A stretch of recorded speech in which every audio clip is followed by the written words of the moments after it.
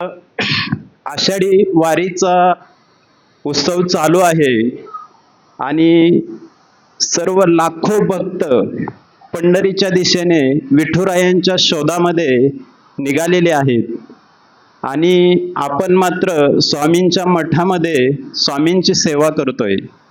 पण आजचं जर तुम्ही महाराजांचं रूप बघितलं तर साक्षात या मठामध्ये आज आपल्याला स्वामींच्या रूपामध्ये सुद्धा पांडुरंगाचं दर्शन या ठिकाणी झाल्याशिवाय राहणार नाही. कारण इतका सुंदर पद्धतीचा पोशाख महाराजांना करण्यात आलेला आहे.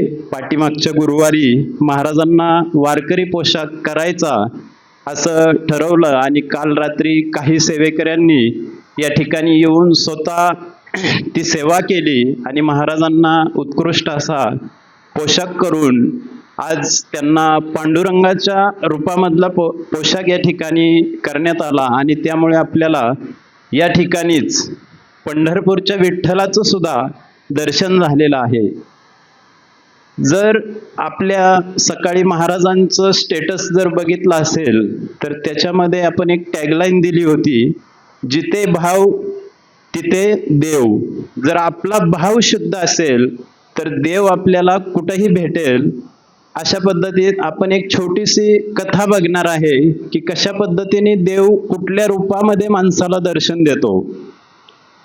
एका खेडेगावामध्ये एक गरीब कुटुंबातला भक्त असतो आणि परिस्थिती अत्यंत हालाकीची असते. रोज काम केलं तरच घरामध्ये खायला अन्न मिळेल अशी जेमतेम त्या कुटुंबाची परिस्थिती असते.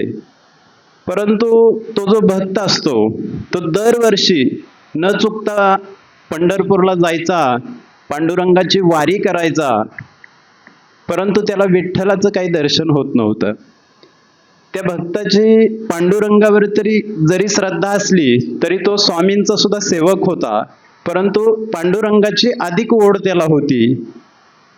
एका वर्षी त्यांनी स्वामींच्या पुढे हात जोडले आणि स्वामींना प्रार्थना केली की महाराज, मी दरवर्षी पंढरपूरला न चुकता पांडुरंगाची वारी करतो. पंढरपूरला पोहोचल्यावरती लाखोंच्या गर्दीमध्ये मला आजपर्यंत एकदाही पांडुरंगाचं डोळं भरून दर्शन झालेलं नाही. तर माझी एकच इच्छा आहे की या वर्षीच्या वारीमध्ये मला पांडुरंगाचं दर्शन व्हावं. असे महाराजांना प्रार्थना करून तो पंढरपूरच्या वारीला सुरुवात करतो. मजल दरमजल करत तो पंढरपूरच्या जवळ पोहोचतो. रस्त्याने जात असताना वाटेच्या कडेलाच एक वडाचं मोठं असं झाड त्याला दिसतं आणि विश्रांतीसाठी तो सावलीला त्या झाडाखाली थांबतो. चालून चालून दमलेला असतो, त्याच्यामुळं झाडाखाली बसल्यावर त्याला काही क्षणातच तिथं झोप लागते आणि त्या झोपेमध्ये त्याला श्री स्वामी समर्थ महाराज दिसतात आणि स्वामी समर्थ महाराज त्याला म्हणतात, बाळा, तू वारीला चाललायस खरं, पण तुझं लक्ष त्या विठ्ठलाच्या नामस्मरणात आहे का तुझ्या परपंचातल्या अडचणीमध्ये आहे? त्यावेळेस तो भक्त सांगतो, महाराज, मी फक्त विठ्ठलाचं नामस्मरण करतो, बाकी माझ्या ज्या अडचणी आहेत ते मी पांडुरंगाच्या याच्यावरती सोडून दिलेले आहेत. त्यावेळेस महाराज हसतात आणि त्याला सांगतात, बाबा, फक्त तोंडामध्ये शब्दाने उच्चार करणं म्हणजे नामस्मरण नाही. नामस्मरण हे अंतःकरणातून आलं पाहिजे. तुमच्या प्रत्येक श्वासामध्ये तुम्हाला ईश्वर अनुभवता आला पाहिजे, तर तुम्ही ईश्वराला प्राप्त करू शकता. आणि त्याला अचानक जाग येते आणि तो पंढरीच्या दिशेने परत आपली वारी सुरू करतो. दरवर्षीप्रमाणेच पंढरपूरला पोहोचतो. लाखोंची गर्दी बघतो आणि त्याला याही वेळी मनात शंका येते की आता आपल्याला विठ्ठलाचं दर्शन काय होणार नाही. आणि महाराजांचा स्वप्नात झालेला दृष्टांत त्याच्या लक्षात येतो. तो विठ्ठलाचं नामस्मरण सुरू करतो. एवढं मनापासून नामस्मरण करतो की त्याला आपल्याकडं एवढी गर्दी आहे याचा विसर पडतो. त्या गर्दीतून पुढं ढकलत ढकलत तो पांडुरंगाच्या गाभाऱ्यात पोहोचतो आणि त्याचे डोळे उघडतात.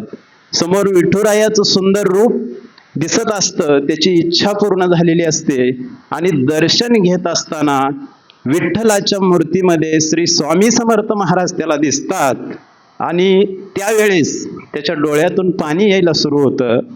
कारण विठ्ठल किंवा स्वामी कुठलाही देव असो हा एकच आहे. त्यांचे अवतार फक्त वेगवेगळे होते.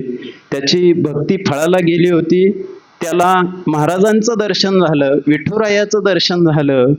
या कथेतून शिकण्यासारखं एकच आहे की नामस्मरण, आपण वारंवार सांगतो की ईश्वरापर्यंत पोहोचण्यासाठी नामस्मरण ही सगळ्यात सोपी सेवा आहे. ते नामस्मरण जर आपण मनापासून केलं तर विठ्ठलाचं दर्शन घ्यायचंय तर आपल्याला पंढरपूरलाच जावं लागतं असं नाही. स्वामींच्या रूपात पण विठ्ठल दिसू शकतो, विठ्ठलाच्या रूपात पण स्वामी दिसू शकतो. आपली श्रद्धा तेवढी नितांत असली पाहिजे. दुसरी गोष्ट अशी आहे, जिथे भाव तिथे देव. मग तुमचा भाव जर शुद्ध असेल तर माणसामध्ये देव दिसतो, दगडाच्या मूर्तीमध्ये देव दिसतो. आणि तिसरी गोष्ट आहे ती तुम्ही बारकाईने ऐका, मृत्यूमध्ये पण देव दिसतो. आता पहिल्या दोन गोष्टी, माणसात देव दिसला माणसाला आनंद आहे, दगडात देव दिसला, मूर्तीत देव दिसला तरी पण माणूस आनंदी आहे. पण मृत्यूमध्ये जर देव दिसला तर कोणच आनंद होत नाही. कारण माणूस रूपामध्ये प्रत्येक माणूस हा स्वार्थी आहे. देवाकडून जर एखादी गोष्ट चांगली घडली तर लोक देवाला चांगलं म्हणतात आणि एखादी गोष्ट वाईट घडली तर तीच लोक देवाला लगेच नावं ठेवायला चालू करतात. याचं उदाहरण मुद्दामच मी आज उल्लेख केला. दोन्ही घटना पुरंदर तालुक्यातल्या आहेत. 11 जुलै आणि 13 जुलै, एकच दिवसाचा फरक आहे. 11 जुलैला पालखी पुण्यातून सासवडला येत असताना दिवे घाटामध्ये विठ्ठलाच्या मूर्तीच्या पाठीमागं इंद्रधनुष्य निर्माण झाला. ज्या फोटोग्राफरने त्याचा फोटो काढला, इंद्रधनुष्य हा अर्धा असतो, परंतु फोटोमध्ये रिफ्लेक्शनमुळे तो गोल झाला आणि ती जे दृश्य होतं अख्ख्या सूर्याला रिंगण झालं आणि बरोबर विठ्ठलाच्या मूर्ती मागं आलं. लोक आणि वारकरी संप्रदाय एवढा आनंदी झाला की विठ्ठलाने आपल्याला त्या इंद्रधनुष्याच्या माध्यमातून का होईना पण त्याचा चमत्कार दाखवला. देव आहे ही गोष्ट त्या ठिकाणी सगळ्यांनी मान्य केली. देव आहे ही गोष्ट सगळ्यांनी मान्य केली. मला वाटतं इथं बसलेल्या सुद्धा 90% लोकांनी आपापल्या स्टेटसवरती ते स्टेटस ठेवलं असेल. त्यावेळेस आपल्याला आनंद झाला की विठ्ठलाचं दर्शन झालं. पण 12 तारीख मध्ये गेली आणि 13 तारखेला पालखी सासवडवरून जेजुरीला जाताना जो अपघात झाला आणि 4 वारकरी जाग्यावरती त्या ठिकाणी मृत्युमुखी पडले. खूप वाईट वाटलं मनाला. पांडुरंगाची वारी चालू आहे आणि असा प्रकार घडला. हा प्रकार एवढा वेदनादायी होता. जसं विठ्ठलाच्या मूर्तीचं स्टेटस सगळीकडे पसरलं सोशल मीडियावरती, हा अपघात पण तसाच पसरला. आणि या अपघाताच्या खाली जर तुम्ही कमेंट वाचल्या तर बऱ्याच लोकांनी सांगितलं की देव हा अस्तित्वात नसतो, लोक वेडी आहेत, एवढ्या गर्दीत पंढरपूरला जायची गरज नाही, जर विठ्ठल असता तर वारकऱ्यांना वाचवायला आला असता. अशा भरपूर कमेंट्स त्या व्हिडिओच्या खाली मी वाचल्या. आणि आपण किती क्षणात बदलतो.